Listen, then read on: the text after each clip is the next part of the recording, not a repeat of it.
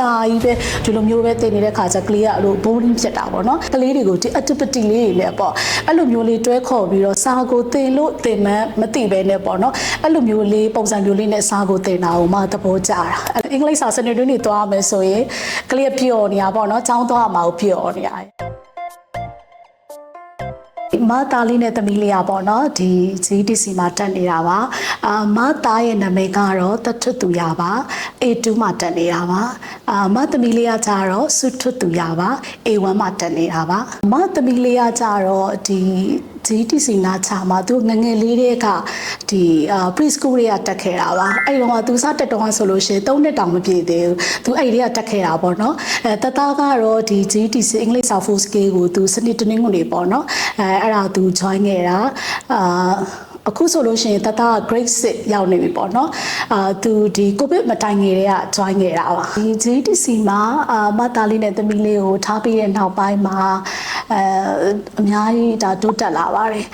အင်္ဂလိပ်စာနဲ့ပတ်သက်ပြီးတော့ပေါ့နော်မစိတ်ထမ်းမှာစိတ်ကျဉ်းမှုရှိပါတယ်ပြီးတော့မအဓိကဒီ GTC ကိုကြိုက်တာကသူကအင်စာကိုပေါ့နော်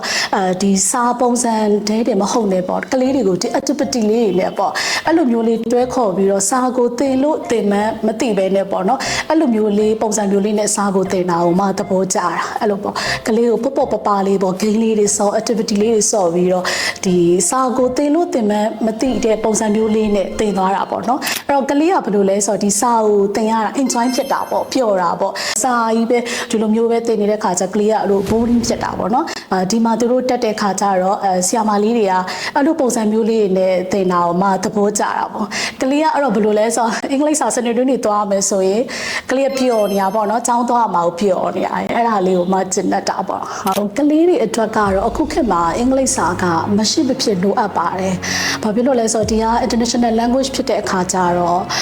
ဘယ်လိုပဲဖြစ်ပေါ့နော်ဒီအင်္ဂလိပ်စာကတော့ကလေးတိုင်းအတွက်ဒီအင်္ဂလိပ်စာ full scale ကတော့မရှိမဖြစ်လိုအပ်တယ်ပြီးတော့အခုခေတ်မှာပို့လိုအပ်တာပေါ့နော်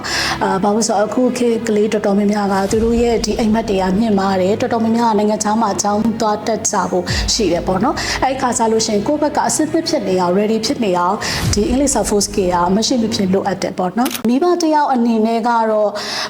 တာသမီအပေါ်မှာမတော်ကတော့ရီမန်ချက်တွေအိမ်မက်တွေကတော့အများကြီးပေါ့နော်ဒါပေမဲ့ကိုယ့်အတိုင်းတာလေးနဲ့ကိုတက်နိုင်သလောက်တော့အကောင်းဆုံးပံ့ပိုးပေးဖို့အမကတော့စဉ်းစားထားပါတယ်